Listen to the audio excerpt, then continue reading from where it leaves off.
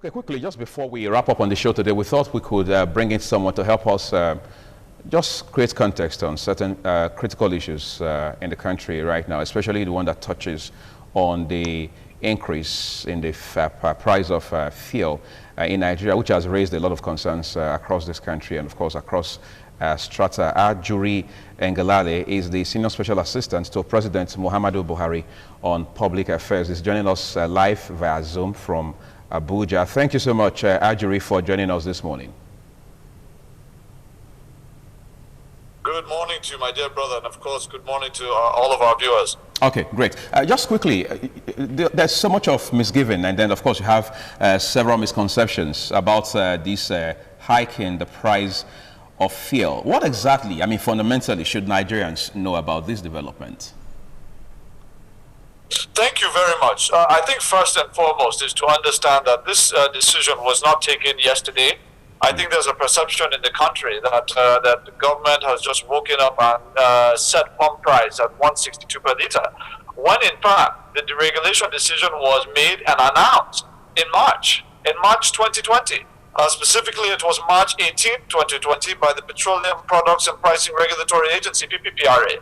And at the time, you recall that the international crude oil price was at about $15 per barrel. That's $15 per barrel. And so when we announced the deregulation then, Nigerians would recall that immediately there was a reduction in the pump price. Why? Because the oil price internationally was very low. But of course, since March, gradually we have seen an uptick in the international oil price from $15 in March now at about $40 per barrel, meaning that the pump price will naturally go up in any deregulated oil and gas sector. So now we have the pump price where it is at 162 naira per liter.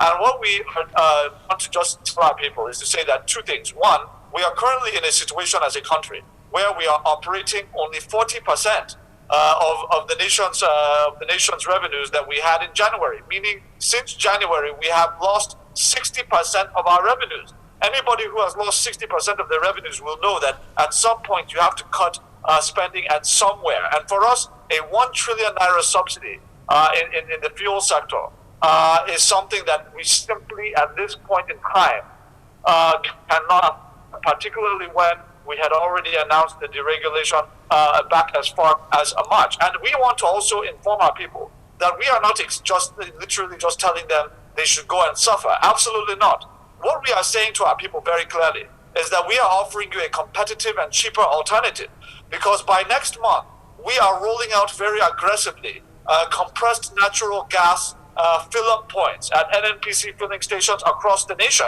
where you will be able to take your car and fill up. Instead of filling up with PMS, you fill up with CNG. And the reason why it's important is because CNG is 50% cheaper than fuel per fill-up. And all you have to do to prepare your car for CNG is where we have CNG conversion points. Brilliant. But Ajuri, I need to ask you something quickly, which of course Nigerians are very, very concerned about. In this country, this same government, when of course we had a PDP-led federal government in Nigeria, your party had also not believed that there was such a thing as subsidy. In fact, the ACN then had referred to it as scam. As a matter of fact, in 2012, January of 2012 to be precise, there were people who came out to say they wanted to shut down the country because they felt the government shouldn't pull out of a subsidy. But the conversation has had a flip of its own right now. Where are we exactly? Is subsidy still a scam, or is it a reality in front of us? Thank you very much. So this is one area where many Nigerians have been deceived. If you look at 2015, I want to be very clear about this. The name subsidy is consistent, but the way subsidy has been administered has been very different.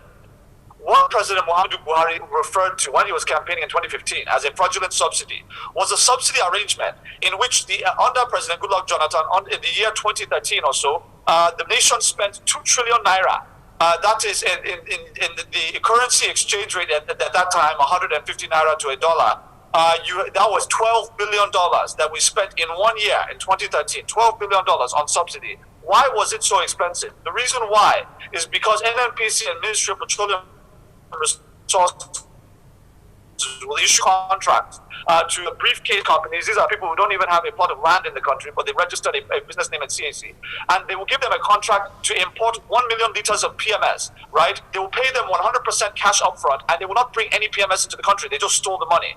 That was how subsidy was run in those days. So what the president did when he took over office as Minister of Petroleum Resources and President is he now cancelled all of those contracts, removed all of these briefcase companies from the importation business, and made NNPC the sole importer of fuel. What was the result? We have paid 700 billion naira last year for the importation of products, and that's 2 billion. I must confess, I'm enjoying the brilliance you're bringing on this conversation, and of course, the fact that it is already very incisive. But I'm afraid time will fail us to push it beyond this point. Hopefully, this is a conversation that we will continue to have as much as we have the time, because it touches on every Nigerian in this country. We want to thank you especially for making our time to join us from the country's capital this morning. It's been a great privilege to be with you. Thank you. I look forward to coming back soon. Of course.